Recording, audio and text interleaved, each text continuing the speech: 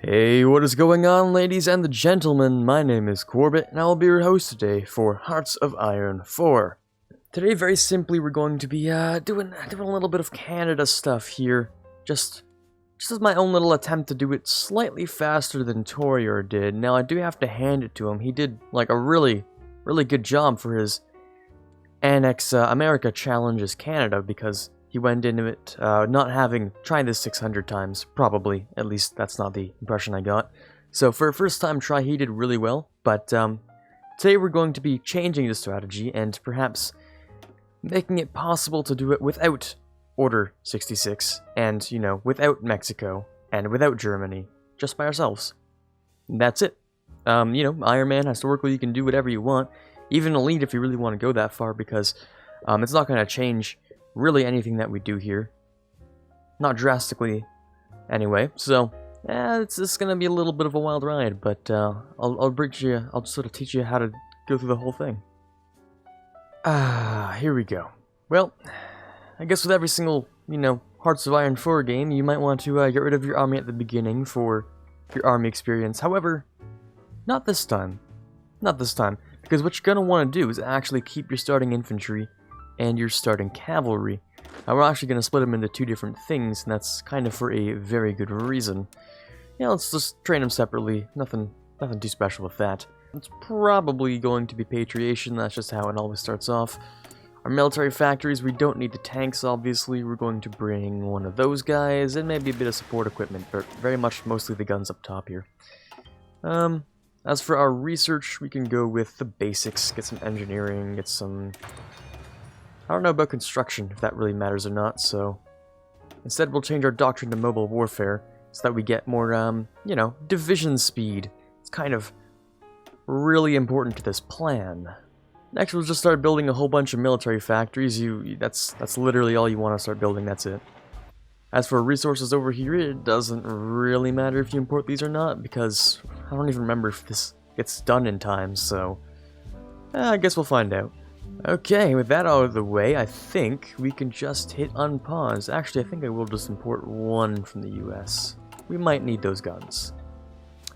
Actually, I almost forgot about the Navy. I mean, there's not much to do with the Navy. We'll just send them back down to St. Lawrence and give them some random admiral, I suppose.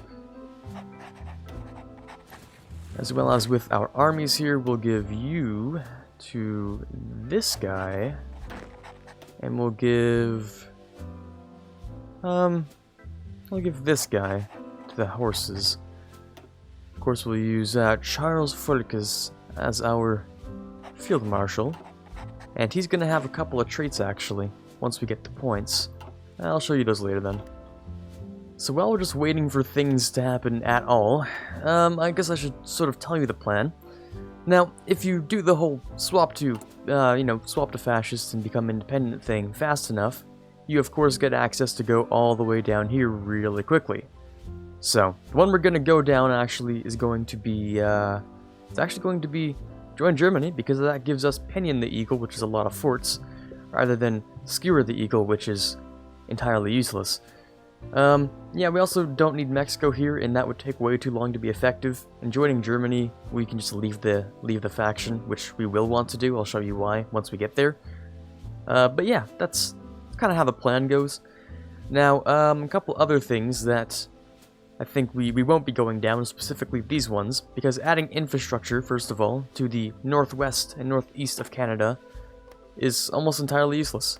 So we have the northeast over here, which is just literally one infrastructure. Okay, good stuff. Then over here we have one infrastructure, but having these just allows, I think more infrastructure allows the Americans to walk through it slightly faster. So we're just not going to touch those. Even if that's not the case, we have better focuses to go down anyway, so yeah. When also taking into consideration what I did last time, I think I was a little bit late to Defense of Canada, which you really want to do. The three really important focuses are war bonds that you want to get down, Defense of Canada regulations, and I think there might be another one you have to do for war, but I can't exactly remember. Ah, yeah, commit to the war. That's something you want to do. Next, of course, we'll go down swastika clubs. We'll just grab mechanical computing for that extra research speed. Now the horses we're going to be modifying a little bit here. You see how we have 3 cavalry? We're going to be dropping that to 1 cavalry. Which might sound a little bit stupid because then they can't fight anything. But that's kind of the reason we have our starting infantry here.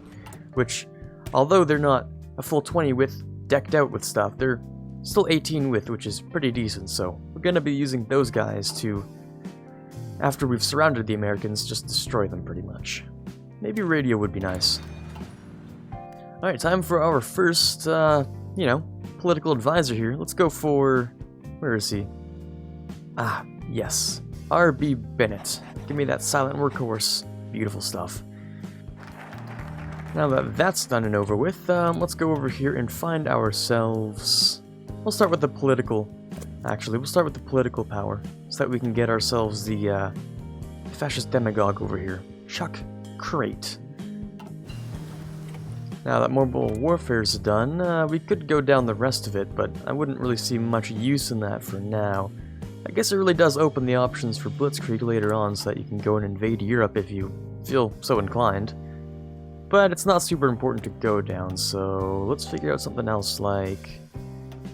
I don't know, let's just go with like... Dispersed or something.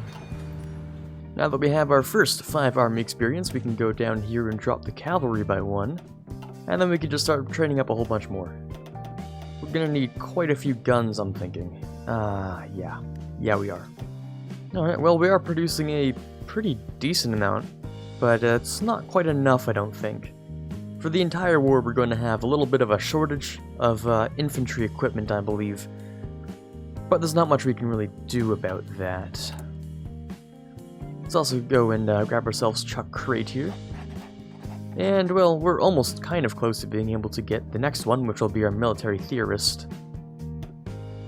Now that we have that over with, we can grab ourselves, let's go with army modernization. Yeah, sounds fine to me. This will allow us to get the next army, you know, template change here slightly faster, which will be nice. After that, I think we'll go down Canadian Infantry Corps for the infantry weapons, and maybe we'll go down the walkie-talkie for electronics so we can boost our research speed. The artillery doesn't really matter. Eventually we will have to go down to the Red Deer training camp if you ever want to, you know, finish sending in the zombies and get rid of the conscription crisis amongst the Québécois in Canada. How about we go and just improve our weapons and equipment a little bit. Now that we have our next advisor's worth of political power, we're going to grab the military theorist for the extra army experience per day. That might actually be enough for us to stop drilling our men and save ourselves a little bit of guns.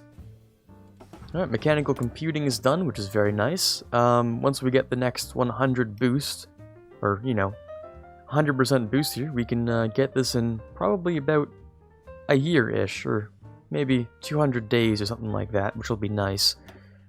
As for now, though, I think we'll go and... We could go down for the Austin K5. Maybe for field hospitals, but I'd much rather maybe just go down here instead. We do have a few extra command power points here, so we can maybe grant you a few things here. I want you to go with, let's go with recovery rate, and let's go with offensive doctrine. Oh, I guess we can get the third one as well. We'll just have to wait a little while for that one, I suppose. Army modernization's done, so we can get ourselves the Canadian Infantry Corps. Now we could go down here as well. A free motorized technology. No, it isn't actually. It's just a really, really fast truck. Not bad, I suppose. Not bad. Let's just go with the Infantry Corps, though.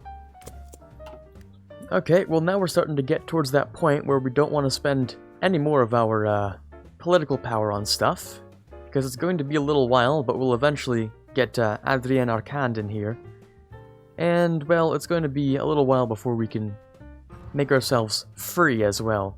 Now, one of the things that Torier did in his challenge here was I think he did open political discourse and he made himself switch a little bit earlier, which I don't think is very much necessary, considering the fact we won't be able to do anything regardless, whether or not we're, whether or not we swap ideologies sooner or later. I think the normal time works out just fine after my playtesting. At least that's what it seems like to me.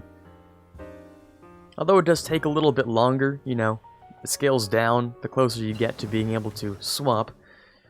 It really should just sort of coordinate fine with our independence as well. Now the next research slot, we could go down a few things here. We could grab improved machine tools, which would be nice. Yeah, I think I will actually. Or we could go down disperse industry. Hey, that works as well. Let's go with disperse industry. And grab the other one too. All we need to do is perhaps go down here, or we could grab the walkie-talkie, both of which are rather valid options. How about we go down the walkie-talkie? We've also improved our army experience over here, so what we can do is actually decrease the cavalry size again. I know, it's looking a little bit dumb now, but you'll see. I think it sort of works out in the end here. What we want to have when invading the US is somewhere around, I think 60 units or something like that. We definitely do want a lot of them. Encirclements are the name of the game here, so you see all these gaps around here. The US tends not to really cover that much, because they also try and defend their border with Mexico, which is kind of their downfall here. Oh, yeah, and we can't forget about all this stuff. We're gonna be abandoning this because it's useless, pretty much. Now that we've also gotten ourselves back up to 10 army experience, we're going to be doing something you might not have expected, which is, well, you might not have, but we're going to be adding recon company here to the horses, actually, because we need to improve that movement a little bit to make it a little bit faster. I'm thinking we might as well do crown corporations, because once we get the war bonds, we can immediately go down here. Actually, that's not true. We also need Defense of Canada regulations. If anything, we really just don't need this because it leads to nowhere. We can't really grab this until this, which requires all of these, so... This tree is not really the best tree. I wish it was updated. Anyways, it doesn't really matter much. We can go down support artillery, and then afterwards we can go down the Red Deer training camp, and we'll be ready after sending the zombies to do what we need to do over here.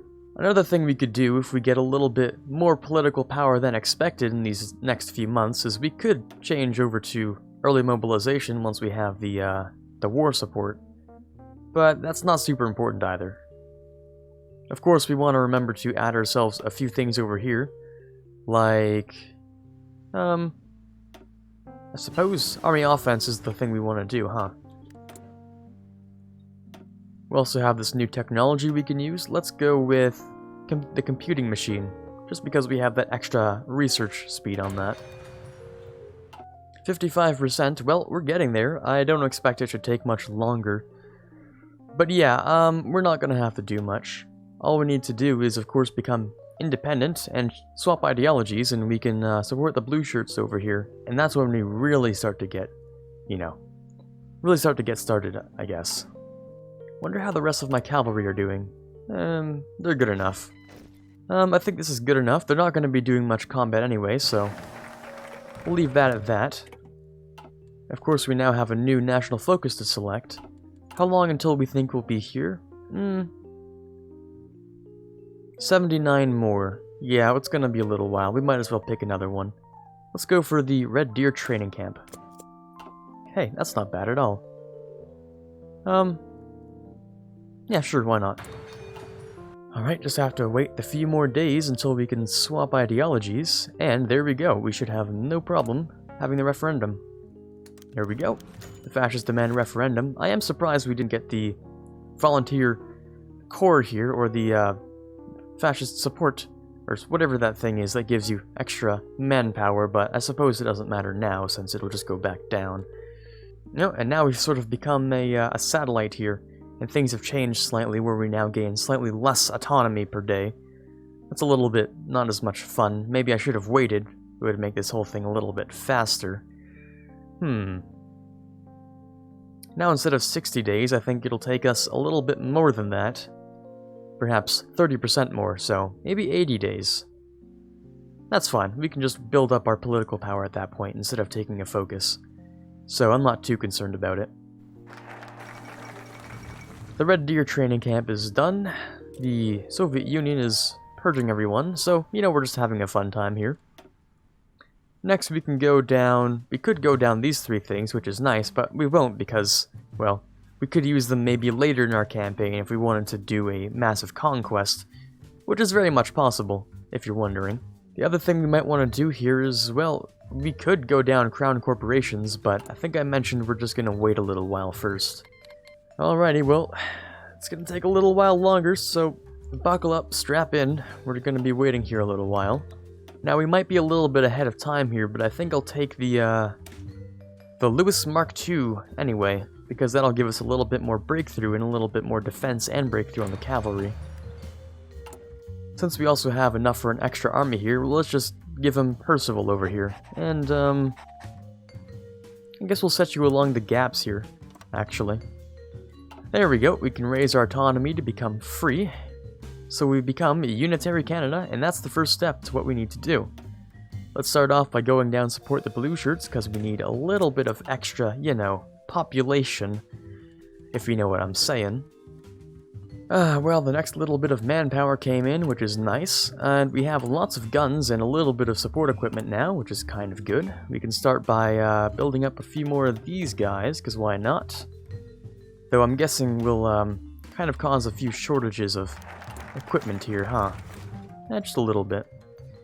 Alright, well, we joined the Axis, but that means literally nothing, and it will also kind of bug out this thing. If this happens to you too, don't worry about it. All you need to do is go back to the menu, and it should solve the whole thing. There you go, that only took like less than a minute, so yeah, not really that bad. What I need to do is redraw the things over here. I don't know why this happens. Don't ask me why, because I literally have no idea. But we'll do this with it, and we'll reassign these guys to this part of the border with a little bit of the spearhead over to here, I think it was. There we go. Now that we have our next focus available, it will be Pinion the Eagle, because why not? Now, the instant we start declaring the war, the US is, well, not declaring the war per se, but the instant we declare our intentions by going down this focus here, the US will immediately start to mobilize, so if anything, perhaps now would be a good time to do the Defense of Canada regulations, just to give us a little bit more time to build up. They won't start building up until they really think we're going to invade them, and since we already know we're going to invade them, that gives us the upper hand. Speaking of gaps, again, this seems to be the only one they like to keep open for some reason. I don't know why. Maybe we'll actually move these guys over to here. I kind of forgot this was a, this was an area that they like to try and attack through. Obviously, it's undefended, so maybe we should try and change that. The Defense of Canada regulations is done, so, I guess if anything, we're kind of ready to start the war then, aren't we? Why not? Oh, we can't forget, obviously, the very important part. We need to leave the faction before they do anything stupid that we might become a part of. And, well, it looks like the war goal is done. What we'll do is, well, I guess there's no reason to delay. I guess we'll just declare the war. Just making sure they're not guaranteed. I was just looking at the options here, but we'll just go ahead. Now that we have this, we can go ahead and grab the war bonds as well, which we need to be at war for, which is stupid in my opinion, but oh well. We can go down to wartime prices, the wheat board, and then commit to the war immediately after. You know, assuming we don't complete the war too quickly. We might actually. That was actually what happened one time last time I playtested this, so yeah, we'll see how this all goes. Now all we need to do is start this, and we'll start this, and we should be good to go. I might as well decrease the speed too.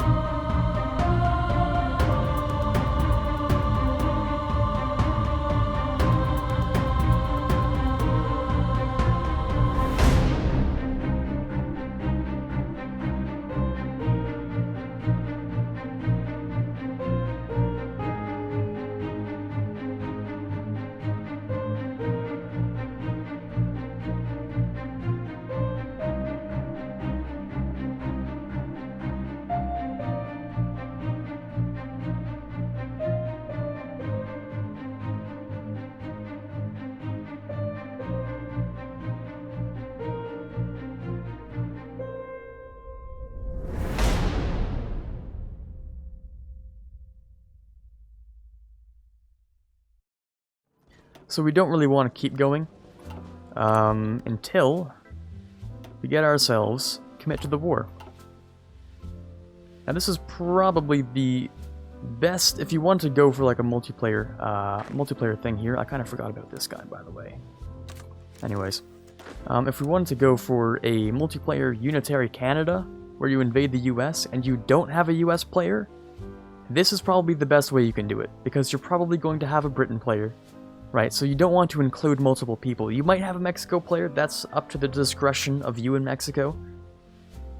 But basically, if you want to do this alone, this is probably the best solo strategy for Canada. Probably not the best strategy overall for Unitary Canada. If you want one of those, a good candidate would definitely be Torriers. I'm not going to say it is the best, because we don't know that, obviously. The best so far, in terms of the game mechanics, probably, but we don't really know. But yeah, this is the best solo, I think, Canada opening strategy. With a few micros here and there that would make you a better player than I am. Just because I'm rushing to get this recorded and all that. 87%, yeah. Gonna have to wait the whole 70 days of commit to the war. We'll just clean out whatever troops they have left, really. It's nothing too special. But I suppose with nothing much else to look at here, I'll come back to you after committing to the war, just to show you that this can be done. You know, just to show you that it's done. It's easy. It's very, very easy to do. Alrighty, well, now that we have commit to the war here, which is pretty sure the last thing you need to do that requires you to be at war. Now, I'm pretty sure that's the case. I'm just looking for the last few things here, but I'm pretty sure that's it. Meaning all you need to do now is, well, end the war. You send in the zombies, you get yourself a new achievement, and, well, I was gonna move all these guys over, but really, we can just end the war, so we're just going to assign you back to this position. I also, of course, collapsed the cavalry armies together into one, because that just makes it much easier to manage. And we'll go on aggressive. Also, if you're wondering, the US has 3 units. I just did a little bit of encirclement to try and make this a possibility.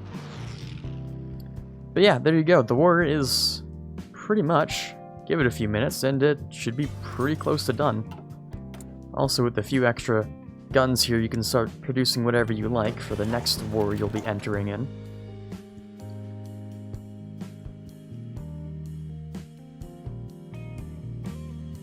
Oh, 100. RIP. There they go. Alrighty then, easy peasy. Don't forget to, first off, satellite the Philippines. I guess you could satellite Puerto Rico if you wanted to as well. It just makes them free, I think. And makes them a puppet, but that doesn't matter. We'll satellite the Philippines, first of all. And, I guess we could take all states, couldn't we? Maybe we don't have enough for that. No, we don't. Okay, we'll have to give them all back. Oh boy. Start off by satelliting the Philippines. And we'll do a bunch of passes. We will take all states, except for one. We'll leave them with Florida. We'll end the turn. We'll puppet and take all states. I think so, yes? Oh, no, we don't need to take all states. We can just puppet them, I think. Which will take the rest of it. There you go. So what that'll do is now, over here we have a very, very small military, Free American Empire. However, they have a really large air force, or a pretty decently large air force, and a pretty massive navy, which is exactly what you want if you want to cross the channel or do anything like that. It gives them a really, really large navy to start off with, considering you have very little to begin with. But anyways, that's the whole thing. If you want to continue further on, what you have now is commit to the war, which required war, war bonds, which required war, defense, which you could do anyway, but whatever. You have all of these things. You've gone through this tree, except for demand Newfoundland and Labrador. You can do that whenever you like. But you should be good to go to continue your conquest, pretty much. So, there you go. That's the whole thing. Hopefully you enjoyed today's really kind of long challenge slash guide here. But this is Quarbit signing off, and as always, have a fantastic day. I'd like to give a massive thanks to the following February patrons. In the $1 tier, we have Quiet Guy, Dylan M, Quangersol, and Rising Runner. In the $5 tier, we have Odie, and in the $20 tier, we have Chewy Shoot. Thank you guys so much for your donations. You're helping to move this channel forward, and I can't possibly thank you enough.